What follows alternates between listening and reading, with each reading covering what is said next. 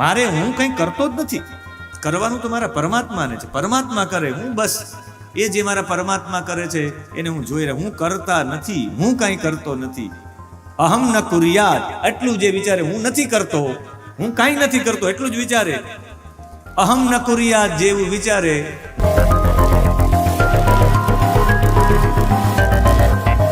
બદ્ધ પુરુષ એને કહેવાય, બંધાયેલો પુરુષ એ કહેવાય કે ભાર તમને ક્યારે લાગે. હું આજે કાલે છેલ્લો દિવસ છે કથાનો, હું કેટલા દિવસથી બધાના ચહેરા વાંચું, રોજ બધાના ચહેરા.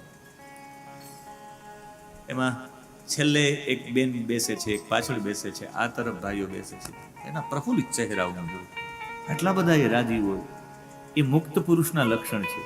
આપણે અહીં કંઈ વ્યવસ્થા નથી કરવાની, આપણે કંઈ આયોજન નથી કરવાનું, આપણે મુક્ત છીએ એટલે પ્રેમથી આમ સાંભળી શકું.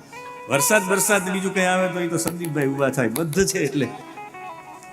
અને સંદીપભાઈને પણ બહુ ભાર નથી લાગ્યો. આ કથા કાલે વિરામ થઈ જશે, પણ લેશ માત્ર ભાર નથી લાગ્યો. હું કરું છું એવું એને વિચાર જ નથી કર્યો, બાકી એ બંધન થાય. ભાર તો લાગે, માથે લઈને ફરતા હોય કે ઓહો તો ભાર લાગે, માથે લઈને ન ફરતા હોય તમને ક્યારેય ન થાય. લગ્ન જેને ત્યાં હોય, લગ્ન જે આયોજન કરતા હોય એના માટે તમે ચહેરા જો. બદ્ધ અને મુક્ત પુરુષ ઓળખવા હોય તો એટલા જ ઓળખી શકાય. લગ્નમાં માનૈયાને ત્યાં જાઓ એ બધા તમને બદ્ધ લાગે, અને જાને અહીંયા મુક્ત હોય કે એ વ્યવસ્થા તો એ કરશે, આપણે શું.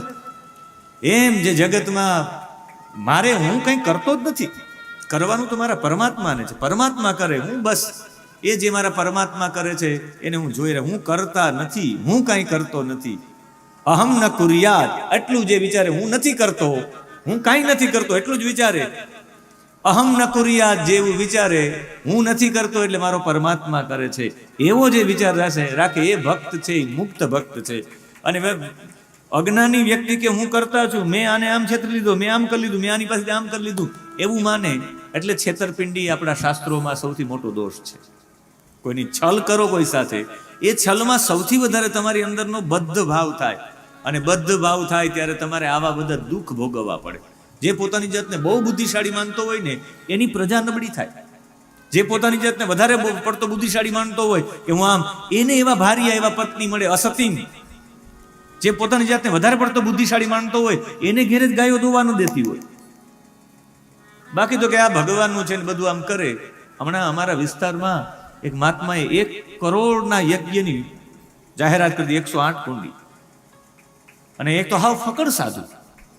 અને બધા હું મારી પાસે પણ એક વખતે મેંદરણા બધા આવ્યા, કહેતા હોય તો હું થોડું દ્રવ્ય આપું, બાકી 1 કરોડ તો હું કોઈને જણાવું, પણ 1 કરોડ બાપુને કહો કે માનતા ફેલ કરી નાખે કે બાપુ કે મારો હનુમાન પૂરું કરશે, મારે તમારા કોઈની ક્યાં જરૂરિયાત છે, દેવું હોય તો દેજો, ન દેવું હોય તો નહીં, કે હનુમાન પૂરું કરશે.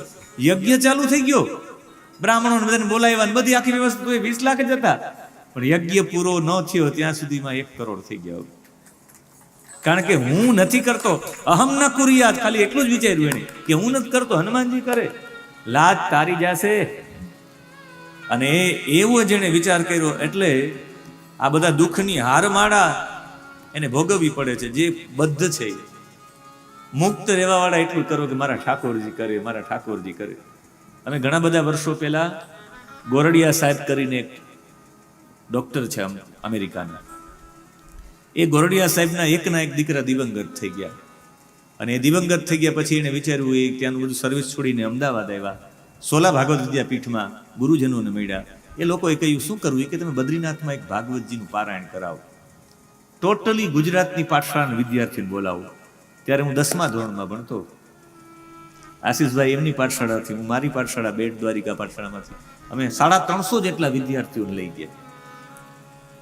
પહેલી વખત અમે હરિદ્વાર ગયા હતા, ત્યારે પહેલી વખત હરિદ્વારમાં ગયા, એટલા 350 વિદ્યાર્થી, ભણનારા વિદ્યાર્થી તો શું હોય.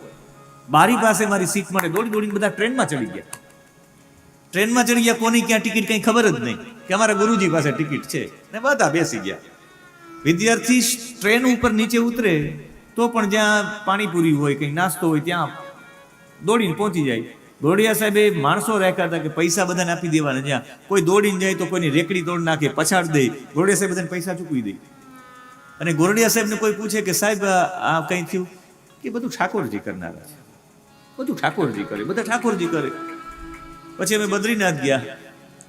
બદ્રીનાથ ગયા ને પહેલી વખત અમે રસ્તામાં આમ ગયા તો ખાણો ને આમ તેમ. તો કોઈ સાહેબને પૂછ્યું કે સાહેબ ઓલી બસ નથી આવી, કઈ થયું ન હોય? કે જેવી ઠાકોરજીની ઈચ્છા. એ કીધું આપણે જતા રહીશું તો એ તો કે છે ઠાકોરજીની ઈચ્છા. અમે બધા વિદ્યાર્થી એવા હતા. એમાં એક શિલા પડી અને બહુ મોટો પર્વત પડ્યો. અમે હનુમાન ચટ્ટી પાસે રોકાઈ ગયા.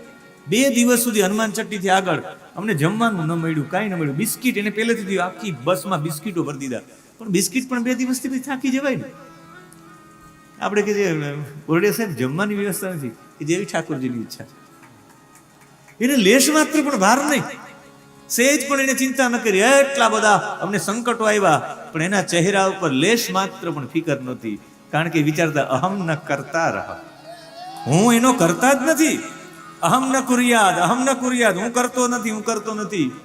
જેને મુક્ત થવું એના માટેનો જવાબ છે હું નથી કરતો, મારો પરમાત્મા કરે છે.